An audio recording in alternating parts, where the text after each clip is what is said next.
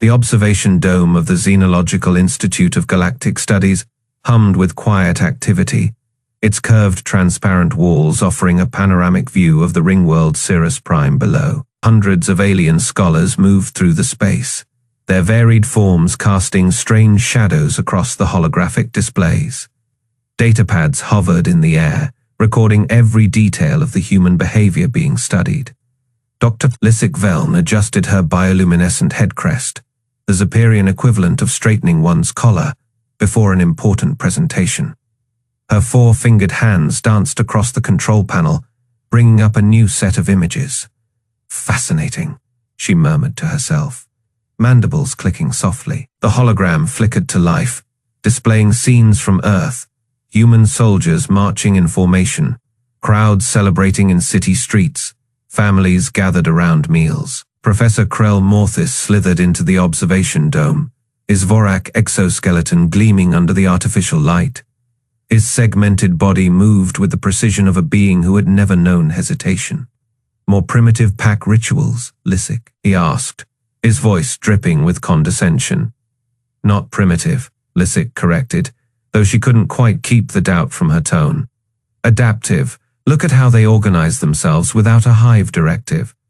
Krell let out a derisive chitter. Disorganized chaos, they follow no clear hierarchy. Their leaders are chosen by popularity contests, not merit. Captain Ryan Blake leaned against the far wall, arms crossed, watching the exchange with quiet amusement. His human frame stood out among the alien scholars.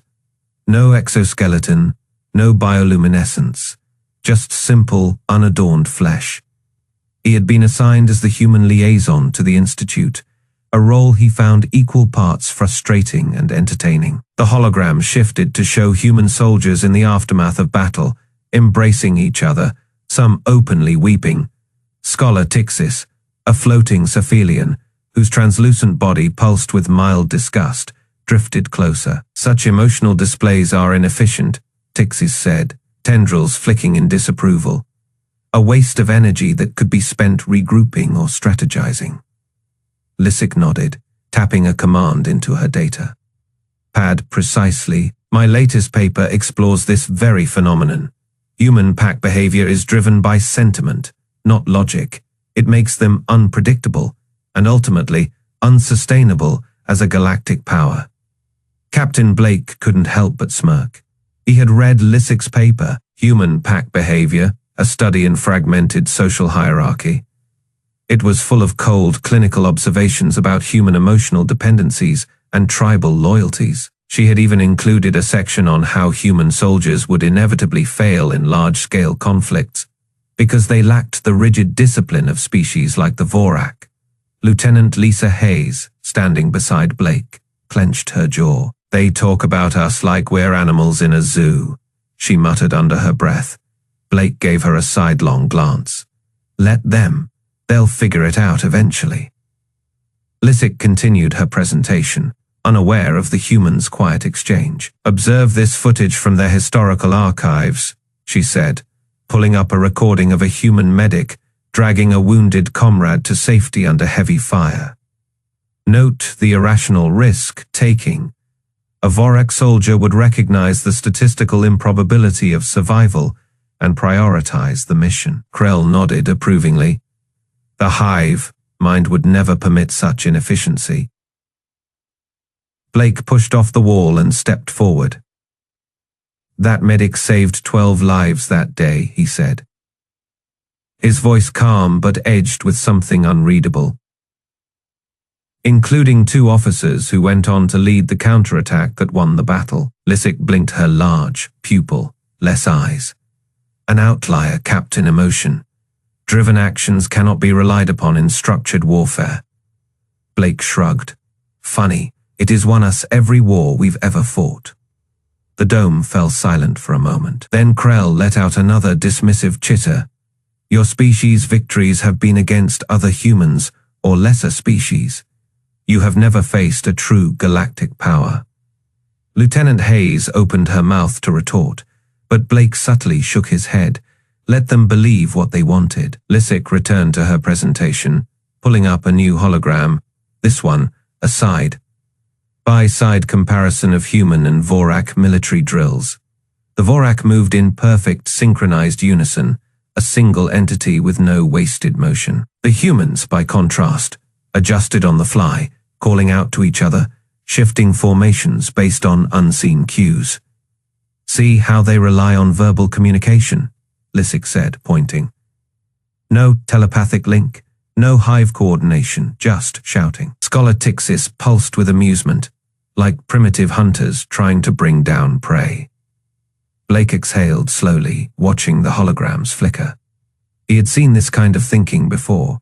The Federation had spent decades analyzing humanity, trying to fit them into neat little categories.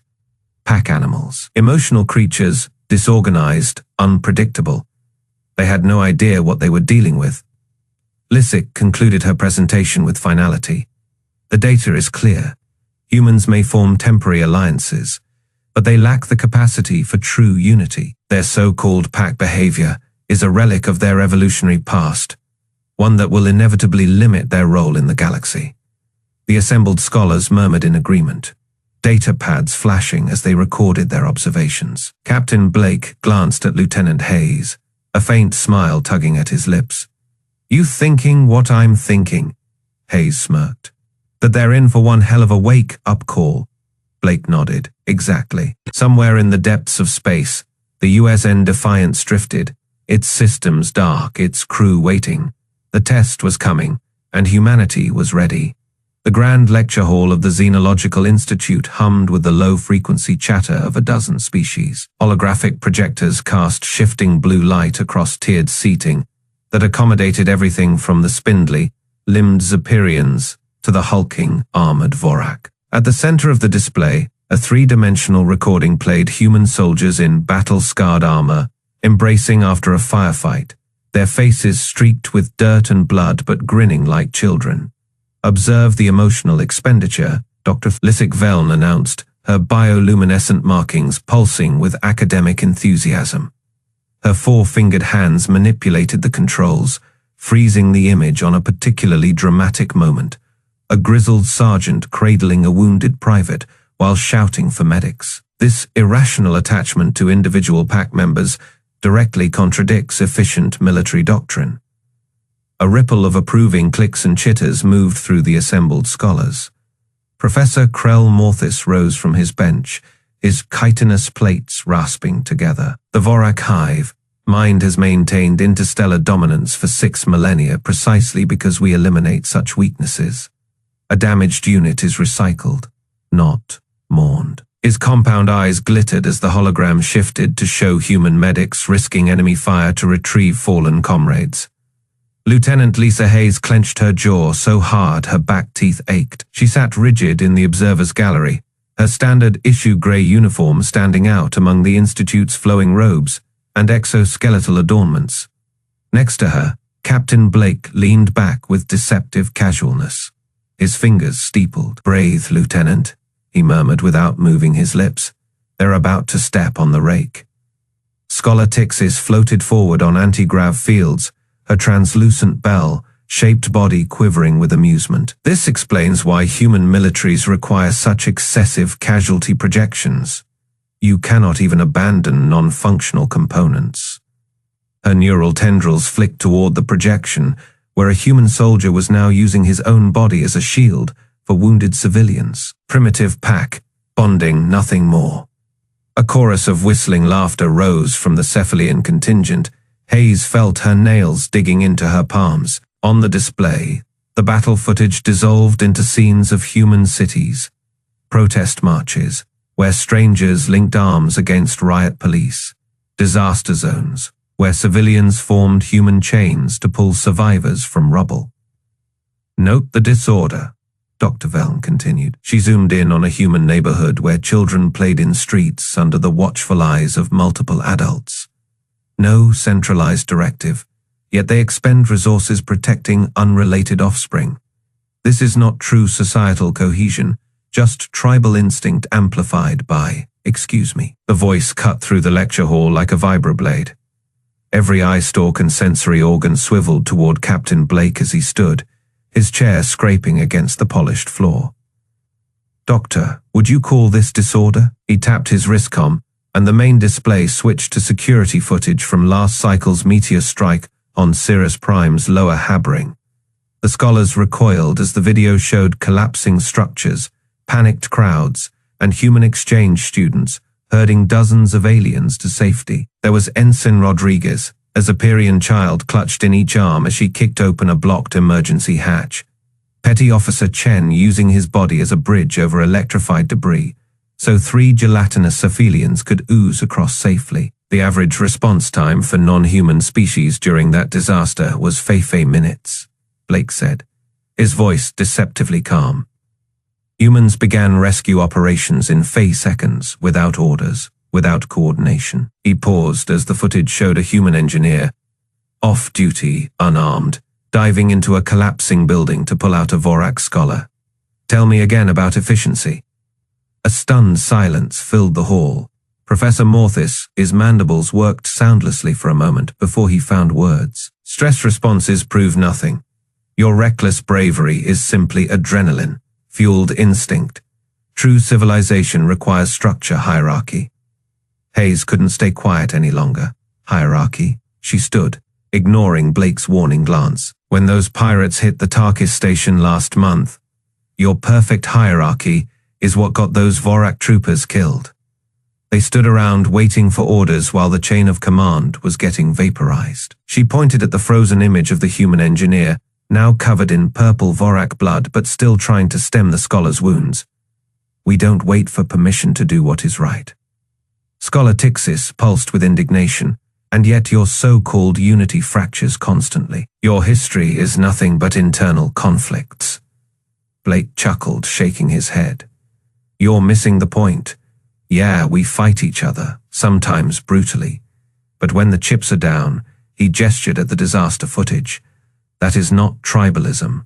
That is choosing each other again and again, across continents, across ideologies. Hell, sometimes across battle lines.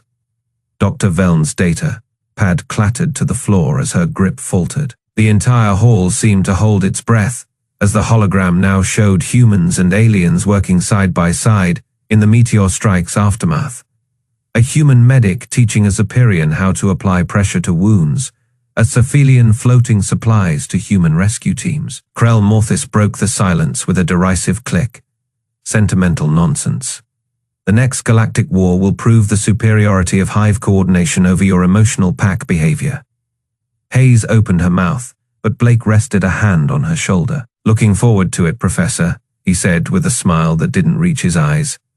Just remember, when the shooting starts, humans don't fight for hierarchies. We fight for each other. He tapped his wristcom again, and the display changed to one final image. The Earth Defense Fleet's insignia, with its ancient motto etched beneath, "No one left behind." As they walked out, Hayes heard the scholars already dissecting the exchange, their voices a mix of skepticism and something new, uncertainty. Behind them, Dr. Veln stood frozen before her ruined presentation. 1-4, fingered hand hovering over the delete key for her paper's conclusion. The simulation chamber hummed to life, its curved walls flickering into a perfect replica of deep space. Stars stretched endlessly in every direction, interrupted only by the jagged silhouette of the derelict USN Defiance floating dead in a debris field. Dr. Lissik Veln adjusted her data pad, her Zephyrian fingers tapping rapidly as she monitored the readouts. "Begin Phase 1, she announced, her voice echoing through the observation deck. "Isolate the human subjects from their command structure. Let us see how their so-called pack instincts function under true stress." Across the chamber, Captain Ryan Blake exchanged a glance with Lieutenant Lisa Hayes. Both humans stood at ease, their posture relaxed, despite the Vorak soldiers stiffening beside them. The insectoid warriors clicked their mandibles, their hive mind protocols already activating as they awaited orders from their absent queen. Professor Krell Morthis floated nearby, his gelatinous cephalian form pulsing with amusement. "This will be enlightening," he murmured to Scholar Tixis. "Watch how quickly their primitive social bonds fracture without hierarchy." A klaxon blared. Red emergency lights bathed the chamber as the simulation initiated. The Defiance shuddered violently. Artificial gravity failed, sending loose debris clattering through the corridors. Alien observers gasped, gripping their stations as the holographic projection made the danger feel real. Captain Blake didn't hesitate. He grabbed a drifting handrail and swung himself toward a sparking control panel. Haze, secondary power. Vorak squad, seal off Deck 3 before atmosphere breaches. The Vorak soldiers didn't move. Their compound eyes flickered, antennae twitching in confusion. Without direct orders from their hive queen, they stood frozen, their rigid training leaving them incapable of independent action. Lieutenant Hayes was already moving, her boots magnetizing to the deck as she wrenched open an access panel.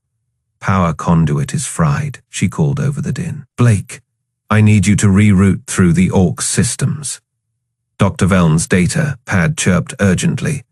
Her theories scrolled across the screen, predictions of human disorganization, of chaos without centralized command.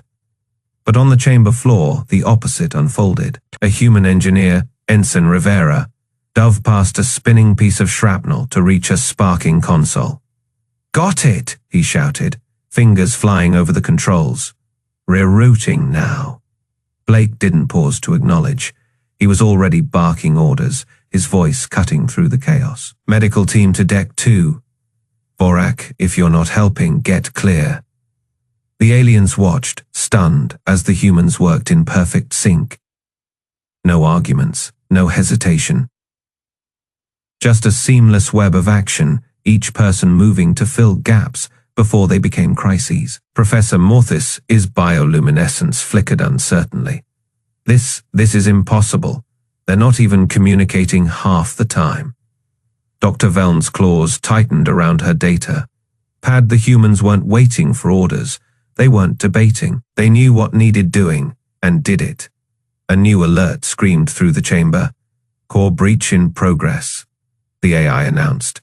"Containment failure imminent." The Vorak soldiers finally stirred, but only to retreat, their hive protocols demanding self-preservation in the absence of directives.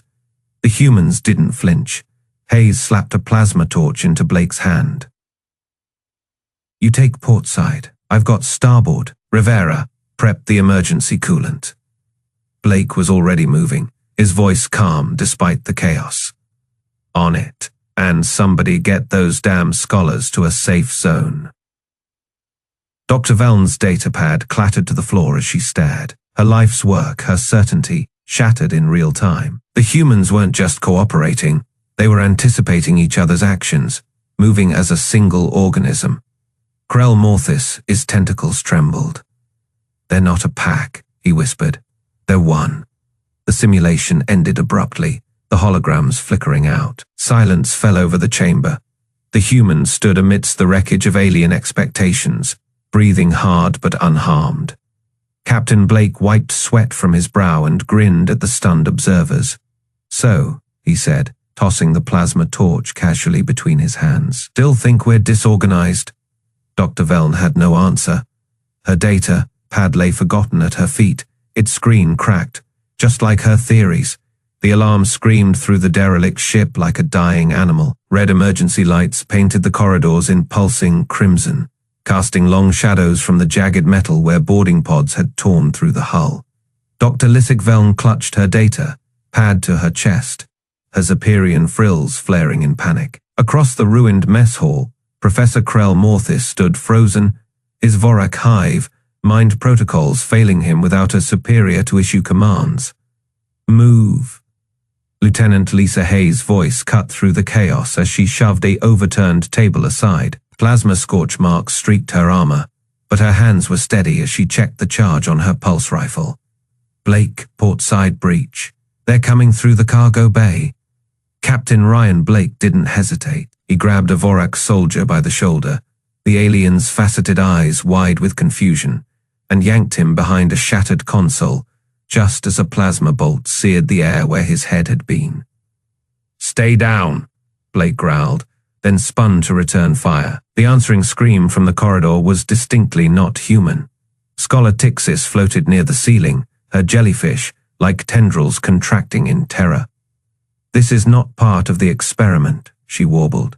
"Yeah, no kidding," Hayes snapped. She tossed a grenade down the hallway without looking. The explosion shook the deck plates. "Veln, get those academics to engineering. It is the only compartment with bulkheads still intact." Dr. Veln's third arm twitched toward her comm unit, then stopped. "But our research protocols state a human marine." Private Chen lunged past her, tackling a pirate who'd breached the mess hall doors. They hit the ground in a tangle of limbs, Chen's combat knife flashing. The pirate gurgled, then went still. Chen rolled off, breathing hard. "Protocols can kiss my ass. Doc, move."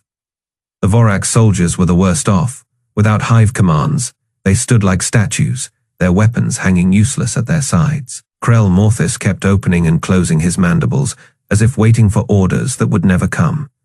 Hayes saw it first. Blake, they're flanking through, too late.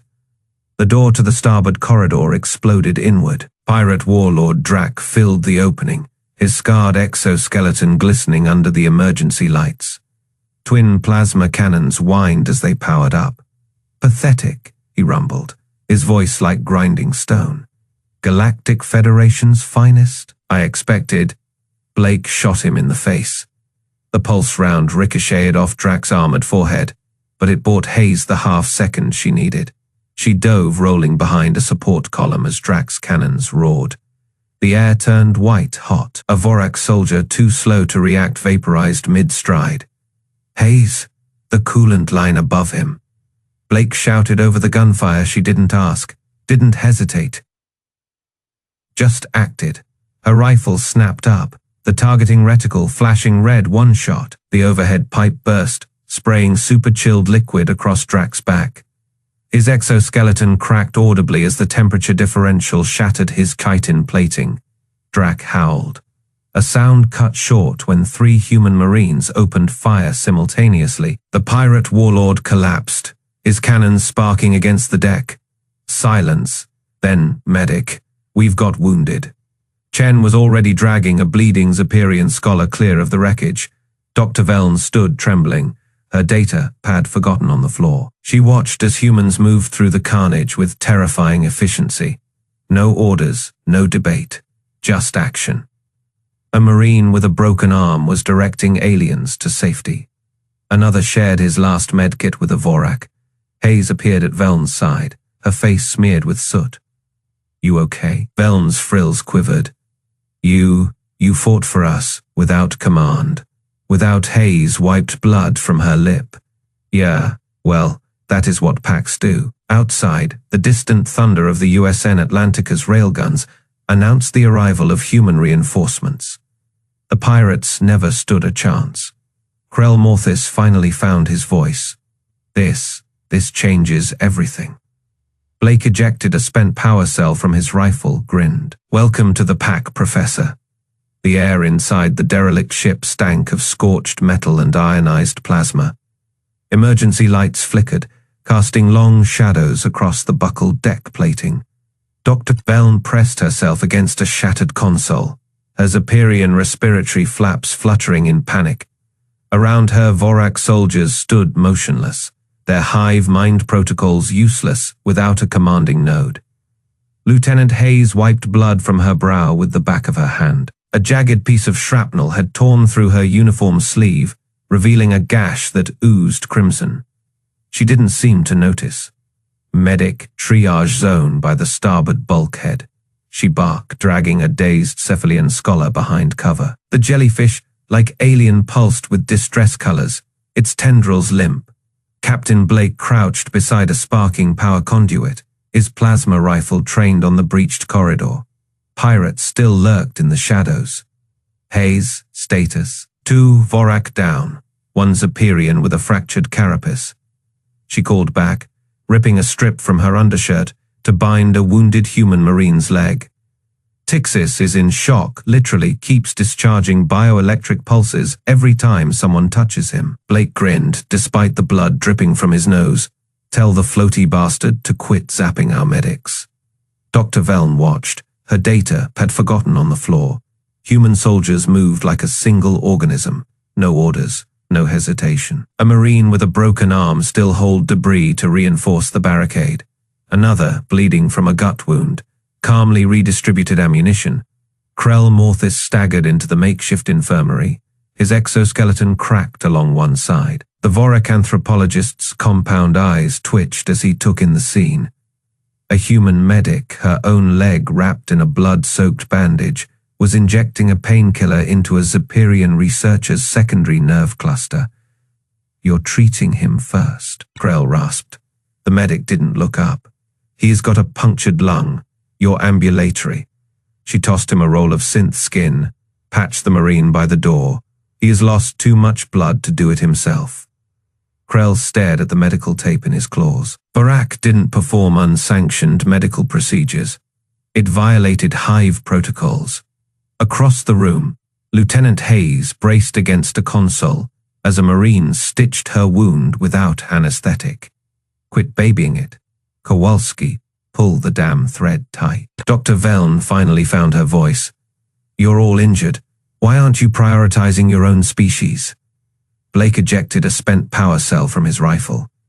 "We are." A plasma bolt sizzled past his head, striking the wall. Pirates were pushing forward. Hayes grabbed a fallen Vorak pulse rifle and tossed it to Krell. "You know how to use that, Professor?" Krell's mandibles clicked in distress. "I'm a scholar, not a soldier." "Today you're both." Hayes slapped the weapon into his claws. "Sight picture. Trigger squeeze. Don't shoot us." Dr. Veln's data pad crackled underfoot as she scrambled to help a human drag a wounded Zepyrian to cover. The scholar's claws trembled. She'd written 17 papers on human pack limitations. None had mentioned this. A pirate vaulted over the barricade, a hulking reptilian with a serrated vibro. Blade Blake fired twice. Center mass. The pirate crumpled. "Nice shooting," Hayes said. Blake ejected another spent cell. "Tell me that when we're not about to be overrun." Krell suddenly lurched forward, firing the pulse rifle in short bursts. A pirate screamed as plasma melted through his carapace. The Vorak scholar's limbs shook, but he kept firing. Hayes grinned. "Atta boy, Professor." Dr. Veln pressed a wad of synth, gauze against a Marine's chest wound. The human's breath came in wet gasps, but he still tried to push her toward safer cover. "Stay down, Doc," he coughed. "We got this." Outside, the thunder of engines shook the ship. The pirates hesitated. A new voice crackled over the comms. "Wezen Atlantica to Defiant survivors, prepare for extraction. LZ hot in 30 seconds. Hayes whooped, slapping Krell's carapace so hard it echoed. "Told you they'd come." Blake leaned against the barricade, watching as the pirates fled from the approaching human gunships. "You get it now, Doc." Dr. Veln looked at the wounded around her. Humans, Vorak, Zepyrians, Cephalians, all tangled together in the same desperate defense. Blood and species didn't seem to matter. Only the pack. Krell dropped the pulse rifle, his voice barely audible over the gunship's roar. "This isn't a pack. This is something else." Hayes hauled him toward the extraction point. "Yeah, it is Tuesday." The gunships descended, their bay doors already open. Human medics rappelled down on zip lines, shouting triage codes. One paused to stabilize a groaning pirate, because apparently that was just something humans did. Dr. Veln's last intact theory shattered as she watched a human medic cradle a wounded Vorak soldier like he was family. "Galaxy help anyone who fights them," she whispered. Blake limped past her, grinning through the blood. "Nah, Doc, Galaxy's about to learn what happens when you join them." The gunship's engines drowned out whatever she might have said next. Not that words mattered anymore. The proof was in the bleeding, laughing, unstoppable pack around her. The halls of the Xenological Institute buzzed with unfamiliar energy. Scholar Tixis hovered near the entrance to the grand lecture hall, her gelatinous body pulsing with nervous bioluminescence. She watched as a group of human Marines from the US and Atlantica moved through the crowd, their laughter loud and unguarded. One of them, a corporal with a scar across his cheek, caught her eye and grinned. "Hey, Floaty, you good?" he called. Tixis' tendrils twitched. She had spent decades studying species from afar, never interacting, never participating. Now the idea of responding felt terrifying. She managed a weak ripple of acknowledgement, her equivalent of a nod. The Marine didn't walk away. He stepped closer, extending a hand. "Name's Rico. You're one of the brainiacs who thought we were just dumb pack animals, huh?" Tixis' bioluminescence flickered in embarrassment. I theorized based on observable patterns," she stammered. Rico laughed, not unkindly. "Yeah, well, patterns change." He clapped a nearby Zephyrian researcher on the shoulder, Dr. Veln, who flinched but didn't pull away. "See, you're getting the hang of it." Across the room, Krell Morthis stood rigid, his chitinous plates shifting uneasily. The Vorak had spent his life in perfect sync with the hive. Mind now surrounded by noise and chaos, he felt untethered. A human medic, Lieutenant Hayes, noticed his discomfort and approached. "You look like you're about to bolt," she said, handing him a cup of something steaming. "Try this, coffee. It'll either calm you down or make you vibrate through the floor." Krell took the cup gingerly. "This is inefficient," he muttered. "Your species thrives on disorder." Hayes smirked. "Nah, we thrive on trust." She nodded toward a group of Vorak soldiers nearby who were against all instinct, debating tactics without waiting for a hive directive. One of them gestured wildly, mandibles clicking in excitement. Krell's antennae twitched. "This is not our way." "Maybe it should be," Hayes said. Dr. Veln, meanwhile, sat at her workstation staring at the holographic display. Footage from the pirate attack played on loop, humans shielding aliens. Humans dragging wounded Vorak to safety. Humans laughing in the face of death. She had spent years writing papers about human fragility. Now she watched as Scholar Tixis tentatively extended a tendril toward Rico, mimicking a human handshake. Veln's data pad chimed. A message from the Institute's Chancellor. "Your revised thesis is overdue." With a decisive swipe, she deleted her old work. The title of her new draft glowed on the screen. Human Unity, the Galactic Standard. Nearby, Captain Blake leaned against a pillar, arms crossed, watching the chaos with satisfaction. Professor Krell Morthis approached him, coffee still in hand. "This beverage is acceptable," the Vorak admitted grudgingly. Blake grinned. "Wait till you try pizza." Krell's mandibles clicked in confusion. "Explain this pizza." Blake clapped him on the back, a gesture that would have made the professor recoil just days ago. Now he only stiffened slightly. "It's a food, shared. No hierarchy, no rules, just good." Krell considered this. Then, with deliberate slowness, he raised his coffee cup toward Blake in a toast. The human mirrored the gesture, their containers clinking together. Across the room, Lieutenant Hayes whooped as a Zephyrian researcher finally managed a halfway. Decent high five, their clawed hand meeting hers with a satisfying smack. "See," Hayes said, grinning. "Not so hard." The Zephyrian's frills flushed blue, their version of a blush. "Your customs are illogical." "Yeah," Hayes agreed, "and fun." By the time the US and Atlantica's Marines prepared to depart, the Institute was unrecognizable. Vorak soldiers stood shoulder to shoulder with humans, debating tactics. Zephyrian scholars hesitantly joined human card games, their claws fumbling with the thin pieces of paper.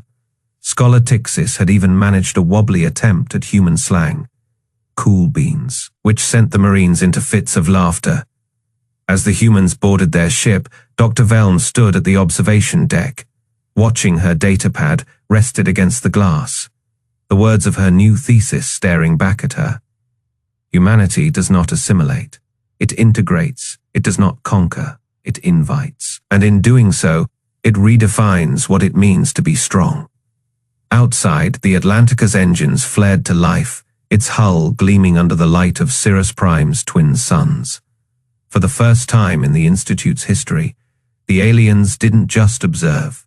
They waved goodbye. The pirate wreckage burned in the distance, casting flickering orange light across the mixed, Species squad moving through the debris field.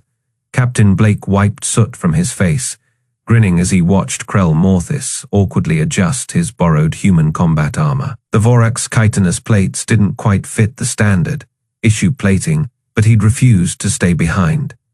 "Move up," Lieutenant Hayes called, gesturing forward. A Zeperian Marine, one of Dr. Veln's former assistants, darted ahead without hesitation, plasma rifle held in a perfect human firing stance.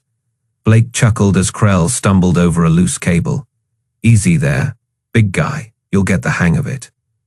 Krell's mandibles clicked in frustration. "Your locomotion is inefficient, too much bouncy." Hayes snorted. "Wait till you try running in this gear." A burst of static crackled over their comms, followed by Dr. Veln's voice. "Atlantica reports the sector is clear. Pirate remnants are surrendering in droves." Blake keyed his mic. "Copy that. Tell the Atlantica we're bringing friends for debrief." Around them, the alien scholars turned. Soldiers moved with newfound confidence. A Cephalian floated beside a human marine, their tentacles wrapped around a modified rifle. 2 Vorak flanked Hayes, their usual hive, mind rigidity replaced by alert individual awareness. Scholar Tixis drifted closer, bioluminescence pulsing nervously. "Captain, I have a question. Shoot. Why did you defend us during the first attack, when we were still dismissive of your kind?" Blake exchanged a glance with Hayes. She shrugged, smirking. "Because that is what packs do," Blake said simply. Krell made a low chittering noise. "Your definition of pack is inadequate. This is something more." Hayes reached over and clapped the Vorak on the shoulder, a gesture that would have made him flinch weeks ago. Now he barely twitched. "Call it whatever you want, point is, you're part of it now." A human medic jogged up, nodding to the group. "All clear back there. Even got the last of the Cephalians patched up." Tixis pulsed brighter. "You treated them, even after they mocked your sentimentality?" The medic shrugged. "Yeah. They're part of the team." Dr. Veln's voice crackled over comms again, softer this time. "Captain, the Institute is requesting a full debrief. They want to understand how this cohesion formed so quickly." Blake grinned. "Tell them to come see for themselves." A shadow fell over them as the US and Atlantica descended, its massive hull blotting out the stars. The boarding ramp lowered, revealing a crowd of human and alien faces. Researchers, soldiers, even a few of the pirates they'd captured, now sitting quietly under guard.